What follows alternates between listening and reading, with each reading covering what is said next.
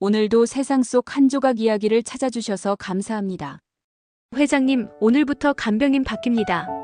비서 수연의 말에 도현은 고개를 돌리지 않았다. 늘 그랬듯 침묵. 이도현. 거대한 투자사와 재단을 이끄는 권력자였지만 이제는 지병으로 휠체어에 의지하는 몸. 말수도 표정도 거의 사라진 채 침대와 책장 사이에서 하루를 보냈다. 들어오시죠.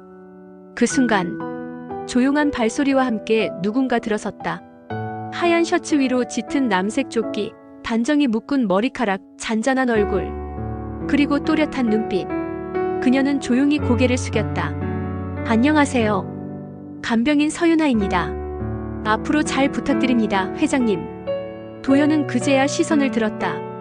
그리고 그녀의 얼굴을 똑바로 마주한 순간 작은 충격처럼 심장이 철렁 내려앉았다.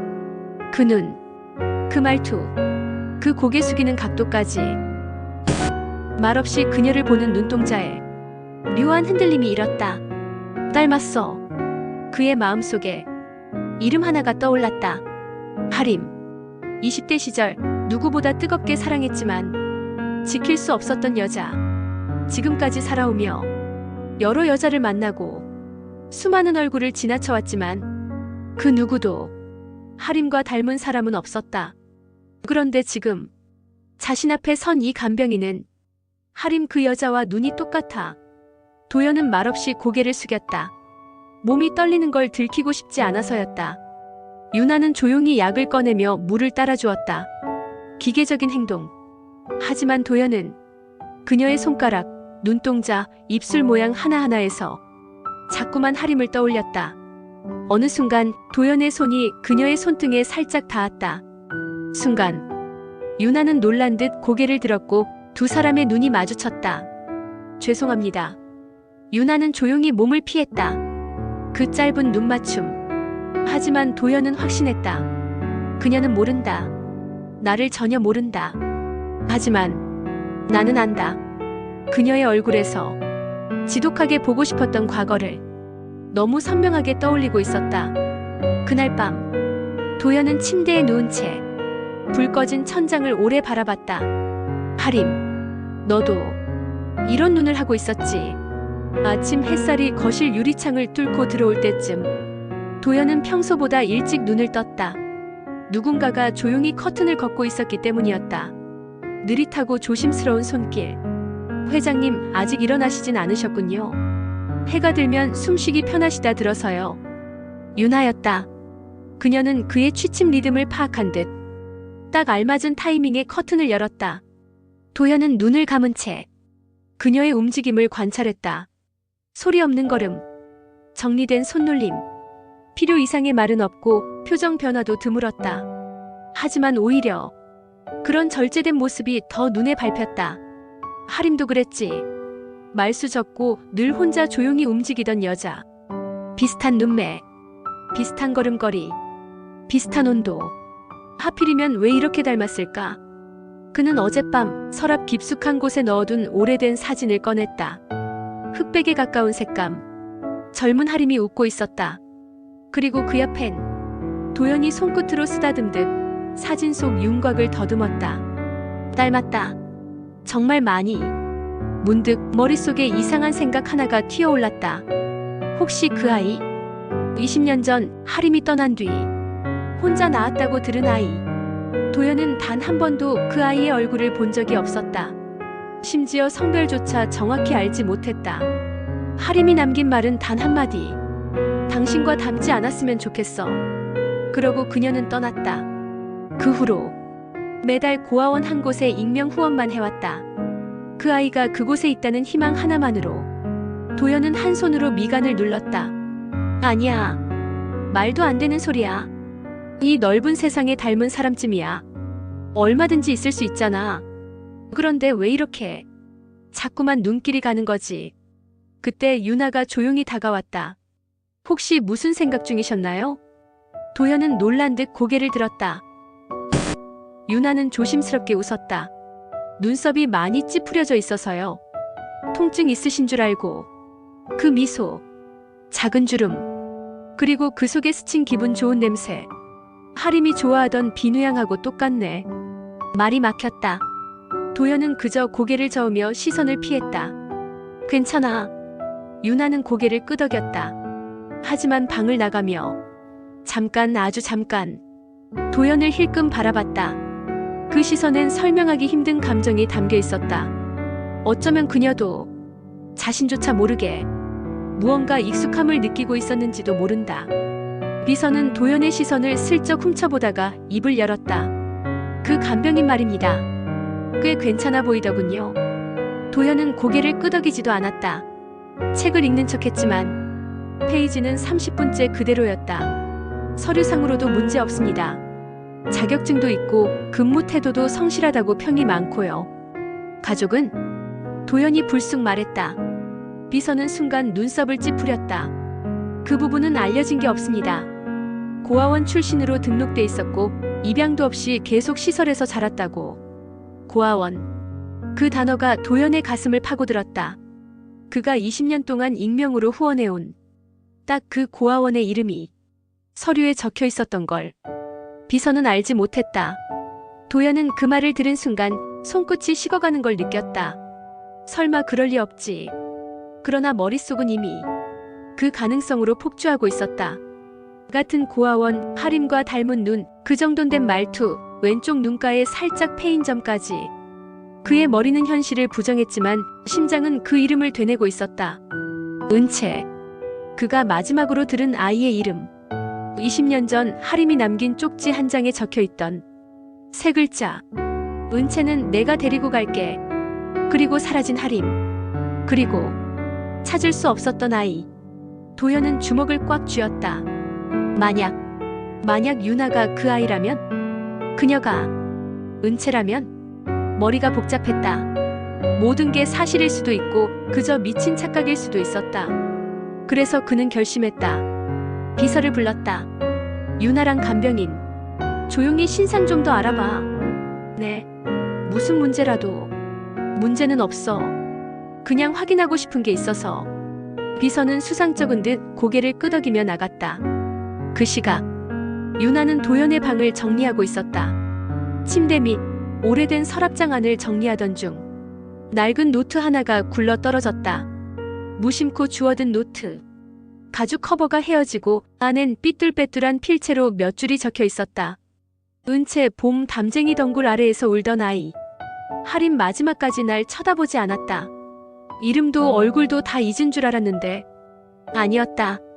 그 순간 유나의 손끝이 멈췄다. 은채. 작은 속삭임처럼 입에서 흘러나왔다. 그 이름은 유나에게도 낯설지 않았다. 어릴 적 자신의 손등에 적힌 이름. 잊으려 했던 과거. 기억하려 해도 떠오르지 않던 진실. 서유나 간병인님. 문이 벌컥 열리며 비서가 들어왔다. 유나는 놀라듯 손에 든 노트를 뒤로 숨겼다. 네, 무슨 일이시죠? 회장님이 찾으십니다. 그 순간 노트 안에 종이가 한 장 바닥에 떨어졌다. 그 종이엔 20년 전의 주소와 함께 작은 글씨로 이렇게 적혀 있었다. 이 아이는 내게서 왔다. 하지만 나보다 더 나은 삶을 살아야 한다. 유나는 그 글을 보며 가슴 어딘가가 미세하게 떨리기 시작했다. 그녀는 문을 닫고 나가면서도 뒤를 한 번 더 돌아봤다. 서랍장, 노트, 뭔가가 꿈틀대기 시작했다. 오랫동안 잠들어 있던 과거가 슬며시 고개를 들고 있었다. 정말 확실히 해야겠습니까? 비서 수연의 표정엔 평소에 보기 드문 불안감이 어렸다. 이도연은 여전히 침묵으로 답했다. 창밖에 비가 내리고 있었다. 잔잔하지만 깊고 오래도록 떨어지는 비. 마치 20년 전 하림이 아이를 안고 사라지던 그날 밤처럼. 알겠습니다. 회장님께서 그렇게 말씀하신다면. 수연은 조심스럽게 작은 봉투를 꺼냈다. 유나의 칫솔, 빗컵. 모두 그가 모르게 수거한 것들이었다. 오늘 병원에 들러 처리하겠습니다. 결과는 최소 3일, 빠르면 이틀입니다. 도연은 고개를 끄덕였다. 하지만 마음은 이틀이라는 시간이 인생 전체처럼 길게 느껴졌다. 그는 스스로가 한심했다. 왜 이제야 이런 짓을 하고 있는 건지. 정말 그 아이였으면 좋겠다는 기대 같은 걸 하고 있는 건지 자격이 없다. 하지만 보고 싶었다. 그 시각 유나는 회장의 서재 근처를 청소하고 있었다. 청소기 소리를 줄이고 천천히 걸으며 주변을 둘러보던 그녀는 유리장 너머에 걸린 오래된 사진을 보게 됐다. 흑백에 가까운 빛바랜 사진. 젊은 시절의 도현과 그 옆에 선 한 여자. 그 여자의 얼굴을 본 순간 유나는 발걸음을 멈췄다. 나랑 닮았어. 도현이 방에 들어선 건 그 바로 직후였다. 그 사진 보셨군. 유나는 놀라며 뒤를 돌아봤다. 죄송합니다. 너무 예쁜 사진이라 눈을 못 떼서요. 도현은 그 말을 듣고 어쩌면 처음으로 웃음 비슷한 걸 지었다. 그 여자는 하림이라고 해. 내가 가장 사랑했던 여자지. 유나는 고개를 숙였다. 그 순간 묘한 감정이 올라왔다. 어디서 많이 들은 이름. 들으면 마음 한구석이 뻐근해지는 이름. 하림 씨는 지금은 어디 계세요?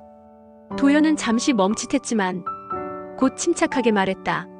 모른다. 사라졌어. 아이를 데리고. 유나의 눈동자가 미세하게 흔들렸다.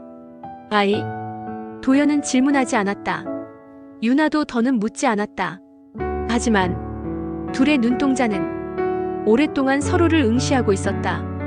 그 안엔 말로는 표현할 수 없는 설명되지 않는 끌림 그리고 묘한 긴장이 뒤섞여 있었다. 같은 시각 유나는 짧은 휴식 시간에 몰래 간병인 관리 시스템을 열람했다. 회장이 있는 이 재단 그리고 후원 명단. 그곳에서 놀랍게도 자신이 자라온 고아원의 이름이 매달 일정 금액과 함께 무기명으로 후원되고 있다는 걸 발견했다. 그 후원은 20년 전부터 단 한 번도 끊긴 적이 없었다. 유나는 입술을 깨물었다. 그 순간 심장이 뛴 게 아니라 고요하게 울렸다.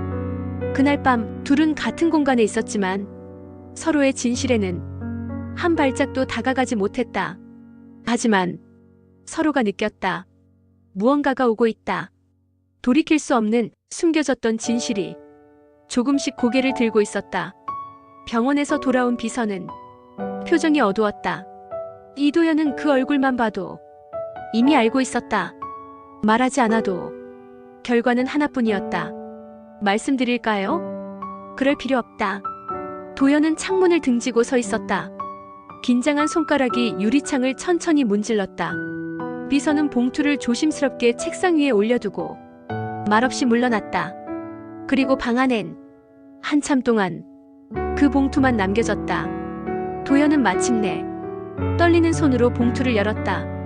친자 확인 검사 결과 부-이도현자 -서유나 99.998% 부녀관계. 그 문장을 보는 순간 시간이 멈춘 것 같았다. 심장이 2번 멈췄고 다음 순간엔 숨이 거칠게 터졌다. 은채 내가. 입술이 닿을 듯 말 듯. 그 이름을 흘리며 도현은 천천히 의자에 주저앉았다. 20년. 잃어버린 세월. 20년. 보고 싶다 말조차 못했던 날들. 그 아이가 내 곁에 있었는데 난 아무것도 모른 채 그 아이를 부려먹고 명령하고 지켜보기만 했던 거야. 그는 머리를 감쌌다. 이건 축복이 아니었다. 징벌이었다. 딸이 돌아온 건 기적이지만 자신은 자격이 없었다. 아버지라고 말할 수도 없다. 그럴 자격 따위 그는 이미 오래전에 버렸다. 그날 저녁 유나는 회장의 상태가 심상치 않음을 느꼈다. 식사는 거의 손도 대지 않았고 약을 건넸을 때 도현은 손을 피했다. 괜찮습니다. 안 드셔도 돼요. 내일 드셔도 몸이 따라줄 겁니다. 그녀의 말에 도현은 고개를 천천히 들었다. 눈빛이 흔들렸다. 이 아이, 내 딸이 맞다. 그걸 알자 오히려 눈을 마주치기가 두려웠다. 너무 똑바른 아이, 너무 바르게 자라준 아이. 그런 아이에게 그는 무엇이었나? 아무것도 아닌 버린 사람, 외면한 사람. 그리고 이제 와서 고개조차 들 수 없는 비겁한 아버지. 내가 무슨 짓을 한 거지? 속삭이듯 흘러나온 말에 유나가 멈칫했다. 뭐라고 하셨어요? 도현은 눈을 감았다. 아무것도 아니다. 유나는 그 말 속에 담긴 깊은 울림이 왠지 모르게 마음을 파고들었다. 그날 밤 유나는 몰래 도연의 서랍장을 열었다. 거기엔 자신의 칫솔이 담긴 지퍼백이 병원 봉투 속에 있었다. 그리고 DNA 검사 결과 유나의 손이 서서히 떨렸다. 부녀관계. 심장이 미친 듯 뛰기 시작했다. 그는 그걸 알고 있었고 자신은 모르고 있었다. 그래서였구나. 왜 나를 보며 그리 슬픈 눈을 했는지. 유나는 조용히 문을 닫았다. 그리고 다시는 그 방에 들어가지 않았다. 다음 날 아침, 회장은 유나가 보이지 않자 불편한 기색을 감추지 못했다. 서유나 간병인 오늘 안 왔나? 비서가 조심스럽게 대답했다. 연락 없이 무단결근입니다. 지금 통화도 되지 않습니다. 도연의 손에서 컵이 툭 떨어졌다. 유나가 자신이 딸이라는 걸 알아버렸다는 걸. 그는 직감했다. 망쳤다. 다시 찾아온 아이를. 이번엔 스스로 도망치게 만든 거였다. 서울 외곽. 그림자처럼 잊혀진 동네. 녹슨 간판이 달린 한 고아원의 철문 앞에 유나는 조용히 섰다. 낡은 담벼락 위로 담쟁이 덩굴이 사방에 뻗어 있었다. 그건 마치 20년 전부터 그 자리에 뿌리 내린 자신의 기억 같았다. 서유나 은채 맞지? 문득 낯익은 목소리가 등을 두드렸다. 뒤돌아보니 많이 늙고 야윈 얼굴 유나가 원장님이라 부르던 여인이 서 있었다. 하, 진짜 내가 맞구나. 그 조용하던 애가 이렇게 컸네. 유나는 눈가가 붉어졌다. 선생님, 저에 대해, 엄마에 대해 무언가 알고 계세요? 원장은 작게 한숨을 쉬며 한참이나 먼 하늘을 바라봤다. 20년도 더 됐지. 내 엄마는 조용한 여자였어. 항상 아이만 보고 자긴 늘 그림자처럼 지냈고. 유나는 목울대가 꿀꺽하고 넘어갔다. 그 여자가 그랬지. 이 아이는 날 닮지 않았으면 좋겠어요. 더 나은 삶을 살았으면 해요. 그 말을 하고 사라졌지. 어디로요? 몰라. 전화도 주소도 다 끊겼어. 다만 딱 한 번 편지가 왔었어. 그 사람이 그 애를 기억해줬으면 좋겠다는 말만 적혀 있었지. 유나는 가만히 손을 떨며 물었다. 그 사람 이도현 회장님이죠? 원장은 놀라듯 고개를 들었다. 그걸 어떻게 해? 유나는 무너지는 눈빛으로 말했다.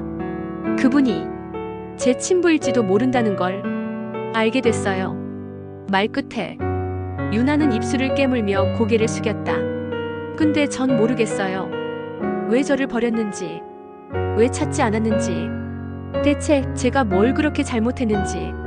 원장은 한 걸음 다가와 유나의 손을 잡았다. 얘야, 그 사람도 너도 누가 먼저 잘못했다고 말할 수 없는 싸움 속에 있었던 거야. 그날 밤 유나는 버스 안에서 창밖을 보며 자신의 이름을 입속으로 되뇌었다. 은채. 그게 진짜 내 이름이었구나. 그리고 조용히 눈을 감았다. 한편 도연은 깊은 침묵에 빠져 있었다. 서재 한켠에 먼지 쌓인 상자를 꺼냈다. 거기엔 젊은 시절 하림의 사진, 그녀가 두고 간 편지, 그리고 작은 아기 신발이 있었다. 그가 무너졌던 그날 하림은 아이만 데리고 떠났다. 도연은 그녀를 말리지 않았다. 아니, 말릴 자격이 없다고 생각했다. 편지엔 이렇게 적혀 있었다. 당신이 날 원망해도 좋아. 하지만 이 아이만큼은 기억해줬으면 좋겠어. 그 글귀 아래 작게 덧붙여진 문장. 이 아이는 당신을 닮았어요. 도연은 손으로 얼굴을 가렸다. 그리고 한참을 꼼짝도 하지 않았다. 은채야. 그 이름 한번 불러보지 못한 채 너를 그리워만 했구나. 도연은 문득 책상 위에 있던 편지를 다시 꺼냈다. 유나에게 주려다 참아주지 못한 봉투였다. 하지만 이제는 직접 만나서 전하고 싶었다. 그 어떤 말보다 눈으로 그녀의 얼굴을 보고 말하고 싶었다. 미안하다. 그리고 고맙다. 도연은 천천히 몸을 일으켰다. 휠체어 위에서 작은 편지 한 장을 가슴에 품으며 한마디를 중얼였다. 내가 아버지란 이름으로 너를 다시 부를 수 있을까? 고아원 입구 앞 석양이 천천히 벽을 타고 내려오던 오후였다. 유나는 멍하니 담벼락을 바라보며 무릎을 감싸 안고 앉아 있었다. 입술이 하얗게 말라 있었고 눈가는 그늘처럼 꺼져 있었다. 그 순간 낯익은 휠체어 바퀴 소리가 자갈 위를 지나갔다. 유나가 고개를 들었다. 그곳에 이도현이 있었다. 회장은 숨을 고르며 천천히 그녀를 향해 다가왔다. 누가 먼저 말을 꺼낼 줄 알았는데 둘 다 아무 말이 없었다. 그냥 서로의 눈을 바라볼 뿐. 여기서 뭐 하세요? 먼저 입을 연 건 유나였다. 회장은 멈칫했다가 천천히 입을 열었다. 그냥 내가 마지막으로 널 놓쳤던 곳에 다시 한번 와보고 싶어서. 유나는 애써 고개를 돌렸다. 이제 와서 왜요? 20년이나 지났는데 20년이 지나도 아버지라는 말 한마디는 못하겠더라. 그 말에 유나의 어깨가 미세하게 떨렸다. 처음 봤을 땐 제가 엄마를 닮아서였죠? 도연은 조용히 고개를 끄덕였다. 하림을, 내 엄마를 지독하게도 사랑했어. 그의 목소리는 기억 속을 걸어가는 사람처럼 느릿했고 조금씩 무너져 내렸다. 근데 그 사랑이 날 겁나게 했어. 아이까지 감당할 자신이 없었거든. 그래서 저를 버린 거예요? 유나의 목소리는 꾹꾹 눌러 담긴 분노와 슬픔으로 떨렸다. 버린 게 아니었어. 그냥 도망쳤던 거야. 그게 더 나빠요. 유나가 고개를 돌렸다. 눈가엔 눈물이 맺혔다. 20년 동안 누군가 날 찾고 있을 거라 믿었어요. 근데 없었어요. 아무도 없더라고요. 도연은 그 말에 입술을 꾹 깨물었다. 찾았어야 했는데 난 너무 멍청했어. 유나는 고개를 숙였다. 그리고 조용히 말했다. 저 이름이 유나예요. 그래. 근데 진짜 이름이 은채래요. 은채. 도연은 그 이름을 입에 올리며 손으로 얼굴을 가렸다. 그토록 부르고 싶었던 이름. 미안하다. 단 한마디. 하지만 그 한마디에 온 세월의 죄가 담겨 있었다. 유나는 울지 않았다. 대신 조용히 말했다. 근데 그 말 듣고 싶긴 했어요. 사실. 회장은 천천히 그녀를 바라봤다. 바람이 살짝 불었다. 담벼락 위에 깃든 담쟁이 덩굴이 살랑살랑 흔들렸다. 그 아래 20회를 돌아 아버지와 딸이 처음으로 마주보고 앉아 있었다. 말은 없었지만 그들이 처음으로 같은 시간을 공유한 순간이었다. 그리고 도연은 가슴에서 작은 봉투를 꺼냈다. 이건 한참 전에 쓴 건데 너한텐 한 번쯤 내 손으로 전해주고 싶더라. 유나는 봉투를 받아들었다. 가슴이 두근거렸다. 그는 말을 덧붙였다. 마음이 허락하면 그걸 읽고 나서 다시 한번 나를 봐줬으면 좋겠어. 밤이었다. 불 꺼진 고아원 벤치 위. 유나는 회장이 건넨 편지를 두 손으로 조심스레 꺼냈다. 봉투 위엔 그의 또박또박한 필체로 단 한 줄이 적혀 있었다. 내가 너를 알아볼 자격이 있다면. 유나는 깊게 숨을 들이쉬고 봉투를 열었다. 편지지 안엔 길지 않은 문장이 적혀 있었다. 유나야, 아니 은채야. 처음 내가 내 앞에 섰을 때 나는 알아보지 못했다. 그게 얼마나 끔찍한 죄였는지 이제야 깨닫고 있다. 너는 너무도 잘 자랐더구나. 단단하고 맑고 착한 사람으로. 그게 내가 한 게 아님을 알기에 더 고맙고 더 미안했다. 내가 줄 수 있었던 단 하나는 너를 떠나보낸 뒤 매달 빠지지 않고 후원금을 보내는 것뿐이었단다. 하지만 그건 아버지의 역할이 아니었지. 이제라도 내가 원한다면 난 처음부터 다시 아버지가 되고 싶다. 말을 걸지 않아도 좋고 눈을 마주치지 않아도 좋아. 그저 곁에, 단 한 걸음 곁에 있을 수 있도록 허락해 줄래? 내 아버지 이도현. 유나는 편지를 덮은 채 소리 없이 눈물을 흘렸다. 처음으로 그가 자신을 딸이라 불렀다. 그 한마디를 어릴 적 내내 꿈에서만 들어봤다. 아빠. 입안에서 맴도는 그 단어가 이렇게 낯설고 또 이렇게 따뜻할 줄 몰랐다. 그 순간 고아원 마당에서 작은 불빛이 다가왔다. 도연이었다. 휠체어를 타고 그대로 벤치 앞까지 왔다. 둘은 아무 말 없이 마주 앉았다. 도연은 조용히 그녀에게 물었다. 읽었니? 유나는 고개를 끄덕였다. 입술을 꾹 다문 채였다. 내가 날 용서하지 않아도 돼. 내가 그런 아버지였으니까. 하지만 너를 사랑하지 않았던 건 단 한순간도 없었다. 말을 마친 도연의 눈에도 눈물이 맺혀 있었다. 유나는 말없이 손등으로 눈물을 훔치고 조심스레 한마디를 꺼냈다. 제가 당신을 용서할 수 있을진 정말 모르겠어요. 도연은 고개를 숙였다. 하지만 유나가 말을 이었다. 그래도 당신은 내 아버지니까요. 그 말에 도연의 눈이 커졌다. 숨을 죽인 채 유나의 얼굴을 바라보았다. 그리고 그 순간 유나가 손을 뻗었다. 도연의 손등 위에 조용히 작게 딸의 손이 포개졌다. 두 사람은 말없이 마주 앉은 채 손을 꼭 잡고 있었다. 시간은 느릿했고 공기는 조용했다. 하지만 그날 밤 고아원 마당 한가운데 가장 조용한 기적이 일어났다. 버려졌던 시간들, 말하지 못했던 감정들, 묻어두었던 사랑이 처음으로 하나의 온기로 이어진 순간 도연은 휠체어를 탄 채 유나와 함께 공원을 걷고 있었다.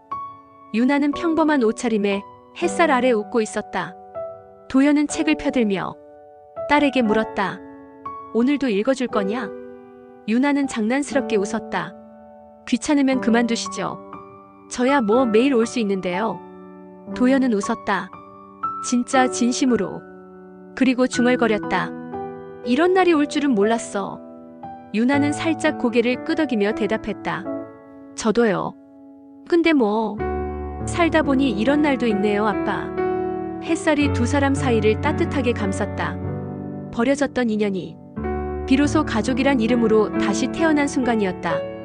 누군가는 떠났고, 누군가는 기다렸고, 누군가는 용서를 구했다. 그리고 누군가는 그 모든 걸 품어 안았다. 가족이라는 이름은 때로는 피보다 더 깊은 시간을 지나야 비로소 완성된다. 늦게 온 사랑일지라도 그 사랑이 진심이라면 우리 다시 시작할 수 있다. 이야기가 마음을 울리셨다면 구독으로 다음 이야기를 함께 기다려주세요.